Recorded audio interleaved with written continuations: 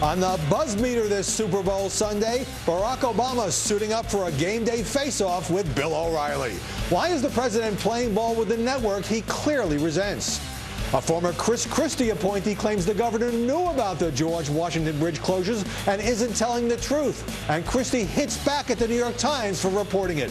Are the media overplaying this latest charge? And with the big game just hours away, I talk with Fox sportscaster Michael Strahan, the former football star who's now Kelly Ripa's co-host, about what players really think about the media circus surrounding the Super Bowl and the treacherous terrain facing black athletes. Have you ever, as an African-American player, gotten any of that kind of abuse? Heck, I still get it now. You kidding me? Yeah, of course.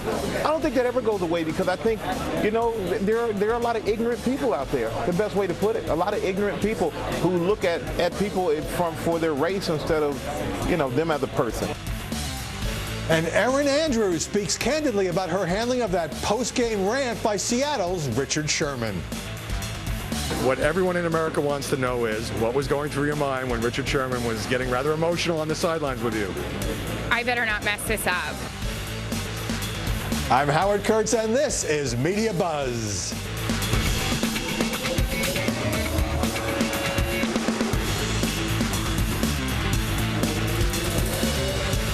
The Denver Broncos and Seattle Seahawks aren't the only ones heading for a showdown today. President Obama faces off during the Super Bowl pregame show with Bill O'Reilly, despite the president's obvious distaste for Fox News, which was clear at their last sit-down at the Super Bowl 3 years ago.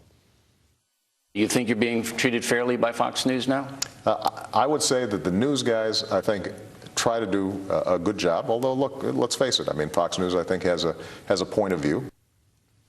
What are the stakes when they go toe-to-toe today? Joining us now, Lauren Ashburn, who writes the top Twitter talk column for FoxNews.com. Jim Pinkerton, contributing editor at American Conservative Magazine. Both are Fox News contributors. And Fox News analyst Juan Williams. President Obama keeps complaining about Fox. So why is he sitting down with O'Reilly? Howie, 3 words. Bill O'Reilly, and Bill O'Reilly. There are other reasons, of course. How many people watched the Super Bowl? 108 million So you're last year? saying it's that he can't turn down O'Reilly? It has nothing to do with this huge football audience? It's the audience, but he also can't turn down Bill O'Reilly. And here's why. Bill O'Reilly, in the last 2 presidential interviews, actually gave him a really fair shot. Last year, 2011, he called him a big-name liberal who's intruded on your personal freedom, but he allowed the president to talk. It wasn't a hatchet job. And he's also trying to reach out to moderates. He has a lot of policy issues he wants to sell. And if he's seen as sitting down with Bill O'Reilly, better chance for him.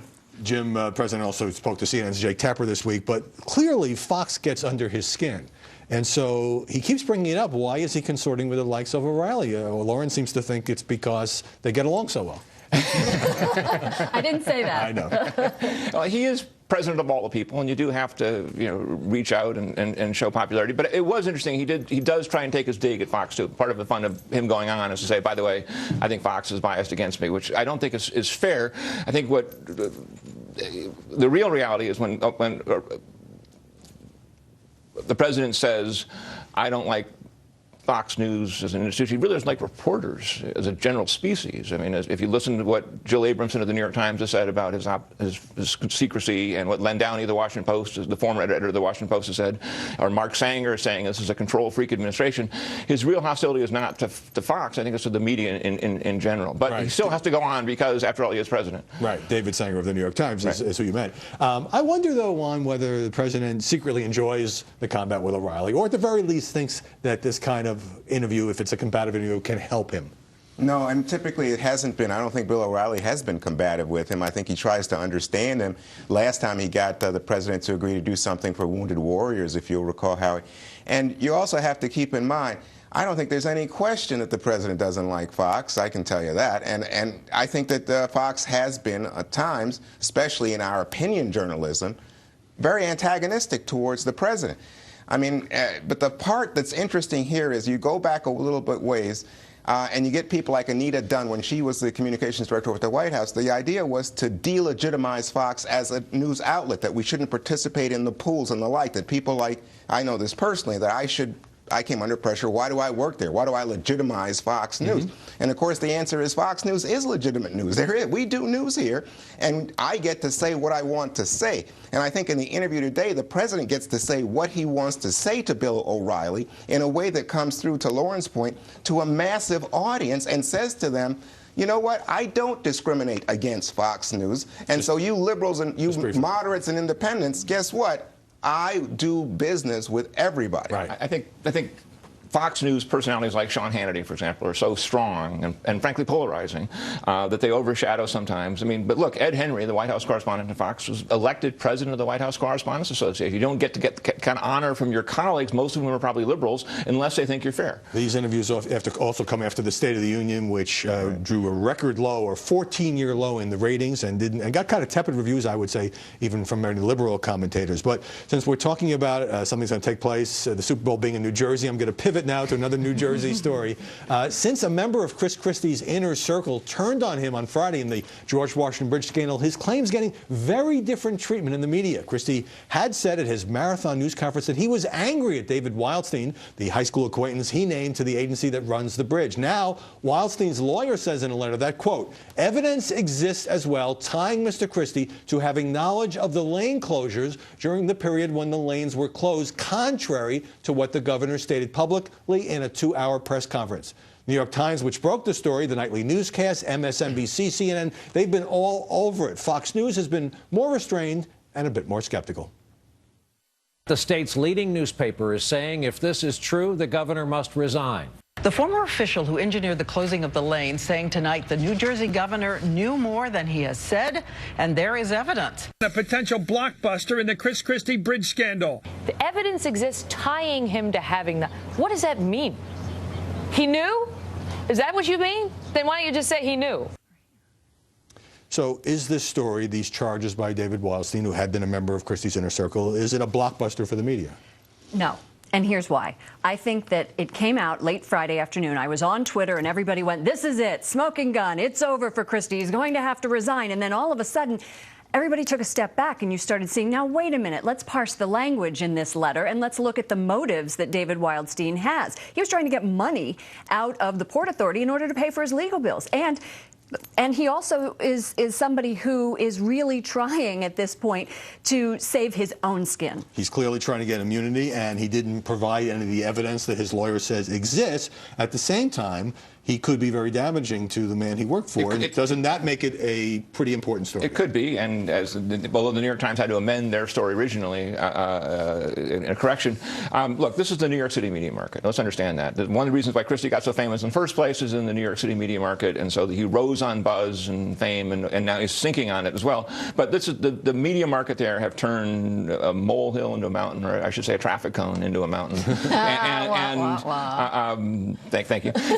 And I think that look, the level of exaggeration here, you know, that he should resign over a traffic cone. I mean, it's a little overkill, and I think after a few days, the media are kind of realizing maybe they overbit on the story. Well, let's dwell for a second, Juan, on the New York Times role, because the initial online story, and it obviously was written on deadline, said that Wildstein, let me just get the exact quote here, had the evidence, claimed he had the evidence to prove it, and then the story was rewritten online, which happens all the time, and it stuck to the vaguer evidence exists formulation. But the Times posted the letter for everybody to see, so everybody who's writing and talking about it could have their own interpretation of just what Wildstein was saying.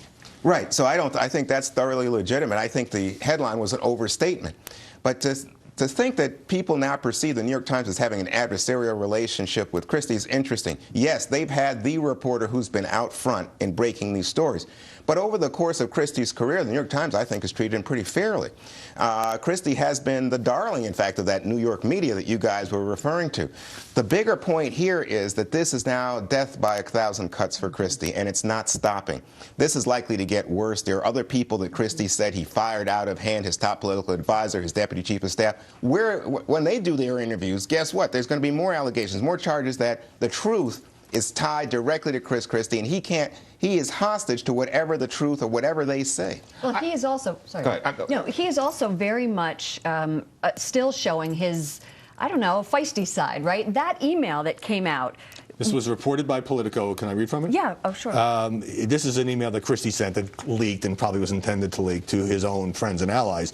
A media firestorm was set off by sloppy reporting from the New York Times on this question of how to describe the evidence, alleged evidence. Sure, and I think that anybody would see here that he is going on the absolute defensive here, or offensive, actually, because he's trying so hard to win over the public that he feels that he's losing by this. It was kind of hilarious to see the Christie memo saying, and by the way, he was a bad guy in high school. They get little overkill in what they call an oppo dump. However, look, what Juan is saying, and what we're all saying here is the media can now say there's an appearance of impropriety. There's a barrage of allegations every which way. And so surely, folks, there must be something here. There must be some fire under all the smoke. Well, it might just be smoke. We don't know yet. And you can see it in the polls right now, by the way, that the media polling, and people are polling very intensely, you see him dropping now across the board, including among Republicans. And again, I think this is, sort of too early. But that's what Chris Christie's up against. And you look at MSNBC, they have been feasting on this story. But again, he was their darling for the longest time. As Ari Fleischer said in a tweet, show us the evidence. Right. Well, we all have to not rush to judgment here and see what the evidence is. I do think it's significant when a guy who is so closely aligned with the governor is basically announcing to the world through his lawyer, I'm going to turn on him, and this could get more ugly. But Juan, go ahead. Yeah, I was just going to say, the point is that there are two words in there that make this not as bad as everybody thought it was in the beginning, and it's evidence exists. It's not him saying, I have the evidence. It's that it exists, and he may know that it exists, but whether or not it's going to come forward is a different story. But yes, I think that even on days when nothing has been happening in this story, it seems to lead many of the MSNBC primetime shows. But on the other hand, do you think that Fox News, especially in light of this latest allegation from this guy Wildstein, has been underplaying the story about the Republican government? Initially, that was the charge against us, that somehow Fox News was ignoring this to protect Chris Christie. I think if you look at ignoring it, but certainly not. No, that was when it first popped. When it first broke. That's right.